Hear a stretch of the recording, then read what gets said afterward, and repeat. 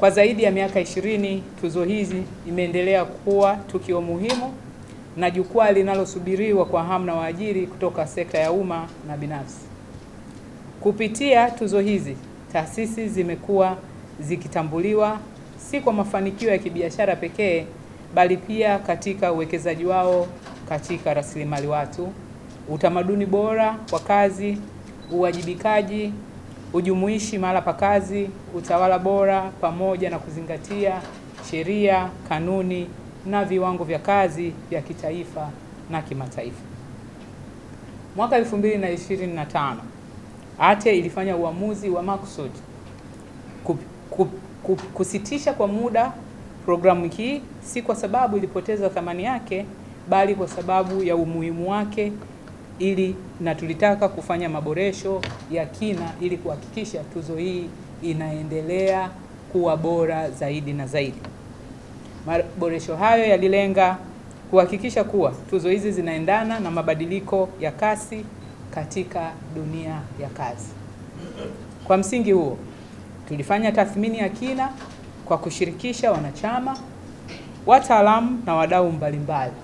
Tukumbuke ATE ni chama cha waajiri, na hivyo tulirudi kwa waajiri kusikia mrejesho wao ili kuchangia katika uboreshaji wa tuzo hizi, lakini pia kuangalia viwango vya kitaifa na kimataifa ili kuendelea kujifunza, ili tunapokuja na tuzo viwango vipya viwe vinaangalia vigezo hivyo. Kutokana na tathmini hiyo, tulibaini mambo mawili muhimu. Bado ni muhimu, inaaminika na inaongeza thamani katika taasisi, lakini pia ilihitaji kuboreshwa iwe rahisi kueleweka, wazi zaidi, shirikishi zaidi na yenye athari chanya katika mwaka mzima wa kufanya biashara. Miongoni mwa mapendekezo yaliyotolewa na wanachama ni kama ifuatavyo: kuimarisha uwazi wa vigezo ambavyo vilikuwa vinatumika, vilikuwa ni vingi, kuipa hadhi ya kimataifa, matumizi ya teknolojia katika mchakato, kuanzisha tuzo za kisekta, kuifanya kuwa programu ya waajiri kurekebisha sera, kanuni na taratibu kwa ajili ya ustawi wa biashara na rasilimali watu. Baada ya tathmini hiyo na uhakiki uliofanywa na wanachama, leo tuko tayari kuzindua zoezi hili la Employee of the Year Award kwa mwaka 2026, ikiwa na sura mpya, mfumo ulioboreshwa na mwelekeo unaoakisi mahitaji ya sasa ya dunia ya kazi. Baadaye tutamsikia mshauri mwelekezi wa zoezi hili Dr. Straton Makundi kutoka Auditax International, ambaye atatoa ufafanuzi kuhusu mfumo mpya wa Employee of the Year Award. Tumeimarisha mfumo wa tathmini ili kuhakikisha uhalisia wa maeneo ya kazi ya kisasa. Kwa mwaka huu tuzo zitashindaniwa katika vigezo vipya 11 vinavyolenga kupima ubora wa uongozi, ustawi wa wafanyakazi na uendelevu wa taasisi.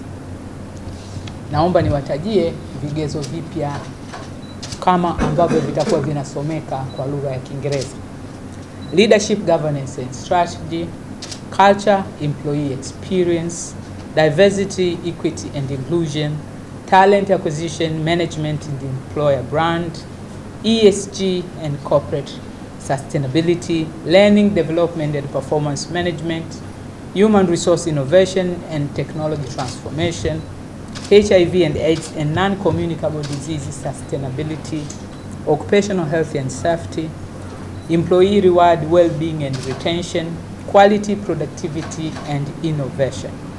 Lakini pia kwa mara ya kwanza mashindano yatafanyika kwa kuzingatia sekta husika, kwa maana ya kwamba sekta kwa sekta zitakuwa zinashindana wenyewe.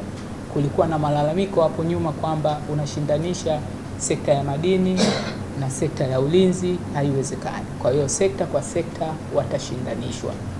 Hatua hii itaongeza ushindani wa haki, kuongeza uilingano sahihi na kuongeza thamani ya matokeo kwa washiriki.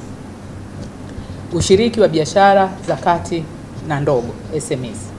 Tumeboresha ushiriki wa biashara ndogo na za kati kwa kuanzisha makundi maalumu ya tuzo kama ifuatavyo: Most Improved SMEs. Lengo ni kuhakikisha kwamba fanya biashara mdogo kama mwaka juzi hakushinda, basi atakuwa amejifunza, amerekebisha, na yeye tutampa tuzo ili kuhakikisha kwamba ili mwaka unaofuata atafanya vizuri, kwa sababu kama nilivyosema awali, EA inaenda kuwa programu na sio tukio la mara moja. Emerging Employer of the Year Award, wale wanaojitokeza. Best SME HR Innovation, likiwa na malengo yale yale ambayo nimeyasema. Aidha, kutakuwa na tuzo ya sekta isiyo rasmi, informal sector, ikijumuisha shughuli mbalimbali za ujasiriamali na uzalishaji wa kipato ngazi ya jamii. Tumeona tuwashirikishe sekta isiyokuwa rasmi kwa sababu kama ambavyo nimesema, EA inaenda kuwa programu ya kuhakikisha kwamba wafanyabiashara wawe wadogo, wawe wako kwenye informal sector, wanaweza kujifunza na kuzingatia sheria na kanuni na taratibu wakiwa wanafanya biashara, lakini kuhakikisha kwamba wanafuata taratibu, lakini kuhakikisha kwamba kazi za staha zinafuata. Hii itawasaidia hata na wao kuweza kuelewa mifumo mbalimbali, na sisi kama Chama cha Waajiri Tanzania tutakuwa tayari kuwashika mkono na kuendelea katika mwaka, kila wanavyoendelea kujifunza, mwaka mwingine atafanya vizuri zaidi na kufanya vizuri zaidi na kufanya vizuri zaidi. Hivyo, na hii kwa sababu tunatambua mchango wao katika uchumi. Hii itasaidia kutambua mchango wao mkubwa katika uchumi. Itakuwa chachu ya kujifunza, kurasimika, kuweka mifumo imara na kuzingatia sheria, kanuni na taratibu za biashara na kazi. Na kwa kuwa EA sasa ni programu endelevu, washiriki watapata nafasi ya kuendelea kujifunza hata baada ya tuzo ili kuboresha utendaji wao na kuimarisha uzingatiaji wa misingi ya kazi za staha.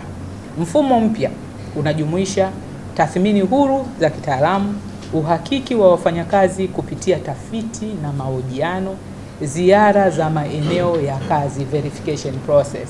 Kwa hiyo badala ya dodoso kujazwa, mtaalamu mwelekezi atakuwa anawapitia waajiri katika maeneo ya kazi ili kuunganisha kile ambacho kimejazwa kwenye dodoso na uhalisia katika maeneo ya kazi kwa kuzungumza na waajiri pamoja na wafanyakazi waliopo katika maeneo hayo. Alama zote zitatolewa kwa kuzingatia ushahidi wa viwango vinavyotambulika kimataifa. Kwa hiyo ninawasihi waajiri wote kuhakikisha kuwa wanawateua watu sahihi kushiriki kikamilifu katika mchakato huu. Hili ni la muhimu sana, maana huko nyuma kumekuwa na mirejesho tofauti. Mtaalamu mwelekezi anakwenda kwa mwajiri, akifika utakuta labda mtu ambaye anayehusika yupo. Sasa baadaye kunakuwa na changamoto na kuleta mirejesho kwamba sisi hatukupata nafasi ya kusikilizwa lakini wakiweka watu sahihi ambao wanafahamu mambo yanayoendelea katika maeneo yale ya kazi, basi itakuwa ni vizuri zaidi na faida kwao pamoja na zoezi zima. Ndugu wanahabari, kama nilivyotangulia kusema, tuzo hizi sasa sio tukio la siku moja, bali ni programu endelevu ya maboresho na jukwaa la kujifunza.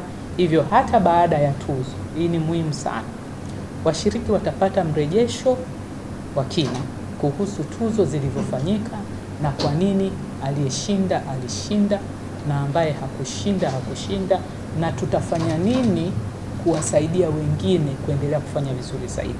Kutakuwa na majukwaa ya kubadilishana uzoefu, kwa maana ya kwamba wale waliofanya vizuri zaidi wataweza kusema kwa nini wanashinda na wanafanya nini maeneo yao ya kazi. Lakini kutakuwa na mafunzo ya pamoja yataanzishwa. Kama nimesema hapa kwamba tumeanzisha tuzo ambayo itawashirikisha informal sector, sekta isiyokuwa rasmi. Hapa kuna nafasi kubwa sana ya kujifunza katika informal sector, na ndio maana tunawaweka katika mchakato huu rasmi ili kuhakikisha kwamba tunawafundisha sheria, kanuni na taratibu. Thamani ya EA haiko katika tuzo pekee, bali katika kuchochea mabadiliko ya kweli katika sekta ya kazi na ajira, kuimarisha mazingira ya biashara na kulinda misingi ya kazi za staha. EA kwa mwaka 2026 ni kwa kila mwajiri nchini Tanzania, iwe ni kampuni kubwa, ya kati au ndogo kabisa. Ni fursa ya kujitathmini, kujilinganisha, kujifunza na kutambulika. Lakini zaidi ya yote ni fursa ya kujenga mazingira bora ya kazi nchini. Nguvu ya uchumi wa taifa lolote haipo katika mitaji au miundombinu, bali pia katika ubora wa sehemu za kazi zinazochochea tija ya biashara na kulinda maslahi ya wafanyakazi. Kwa mabadiliko haya, tuna imani kuwa EA mwaka 2026 itainua viwango, itaimarisha mazingira ya biashara na rasilimali watu na kujenga sehemu za kazi zilizo bora, jumuishi, bunifu na endelevu. Kwa niaba ya Chama cha Waajiri Tanzania, na waalika waajiri wote kushiriki kikamilifu katika mchakato huu ambao utahitimishwa mwishoni mwa mwaka huu, ambapo kutakuwa na sherehe za utoaji wa tuzo. Uzinduzi huu utafuata na tangazo rasmi la kuanza kujaza madodoso. Hivyo leo tunazindua, tutatoa notice ya kwamba mfumo umefunguliwa, na hapo punde kidogo mtaalamu mwelekezi atatuonyesha mfumo huo unafanana vipi katika runinga yetu pale mbele. Sasa nimwalike Dr. Makundi kuwapitisha katika mfumo huo mpya #.